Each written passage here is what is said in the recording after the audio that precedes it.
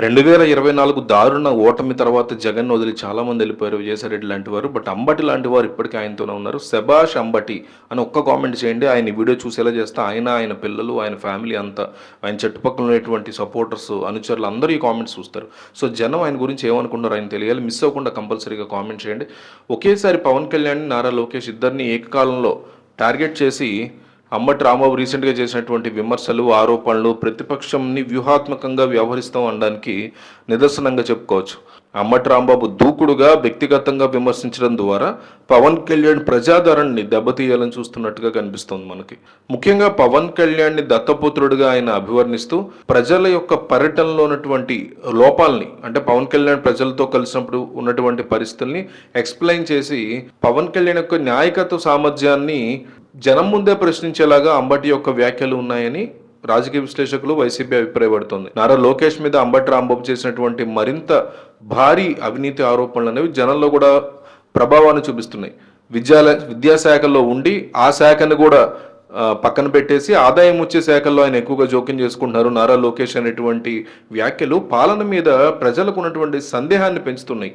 చంద్రబాబు రాష్ట్రాన్ని దోచుకుంటున్నారు అనేటువంటి ఆరోపణలకి సాక్ష్యాలతో కూడినటువంటి ఆరోపణల్ని త్వరలోనే బయట పెడతారు అనేటువంటి ఊహాగానాలు కూడా మనకు వినిపిస్తున్నాయి. ఈ ఆరోపణల్ని లోకేష్ ఏమాత్రం తేలిగ్గా తీసుకున్నా కూడా అది కూటమి ప్రభుత్వం యొక్క ప్రతిష్టకి, ముఖ్యంగా ముఖ్యమంత్రి కుటుంబం యొక్క ప్రతిష్టకి భంగం కలిగించే ప్రమాదం ఉంది అనే వ్యాఖ్యలు ఉన్నాయి ఇంకో పక్క. సో ఈ విమర్శల్ని లోకేష్ తిప్పికొట్టడానికి మాటలకు మాత్రమే పరిమితం కాకుండా విద్యాశాఖలో కీలకమైనటువంటి సంస్కరణని అమలు చేయడం, అంబటి మీద చట్టపరమైనటువంటి చర్యలకు ఉపక్రమించడం, ఇలాంటి పరిస్థితి ఏర్పడిందని చెప్తున్నారు. సో పవన్ కళ్యాణ్ రైతులతో మమేకమైనటువంటి టైంలో మైక్ కట్ చేయించారన్నటువంటి ఆరోపణల నేపథ్యంలో దాన్ని వైసీపీ తమకు అనుకూలంగా మార్చుకునే ప్రయత్నం చేస్తుంది. కొబ్బరి తోటల సమస్య 2019 నుంచే వచ్చిందంటూ పవన్ కళ్యాణ్ అబద్ధపు సాక్ష్యాలు చెప్తున్నారు అని అంబటి రాంబాబు ఆరోపించారు. రైతులు అది 40 ఏళ్ల సమస్య అని చెప్పడం కూడా కూటమి నాయకుడి యొక్క నిజాయితీ మీద కూడా ప్రజల్లో ప్రశ్నలు వేసేలా చేసిందంటున్నారు అంబటి.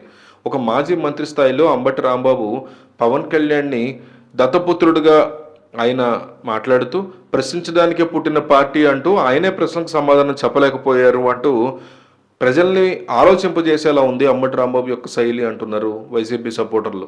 జనసేన కార్యకర్తలు, అభిమానులు అంబటి రాంబాబు యొక్క విమర్శల్ని ఎట్లా తీసుకుంటారు అనేది కూటమి భవిష్యత్తు మీద కూడా ప్రభావం చూపించేటువంటి అవకాశం ఉంది. సో మొత్తం వ్యవహారాన్ని చూస్తుంటే ఆంధ్రప్రదేశ్ రాజకీయాలు మరోసారి వ్యక్తిగత దూషణలు, తీవ్ర ఆరోపణలు వీటి అంచున నిలబడ్డాయా అనే పరిస్థితి అనిపిస్తుంది.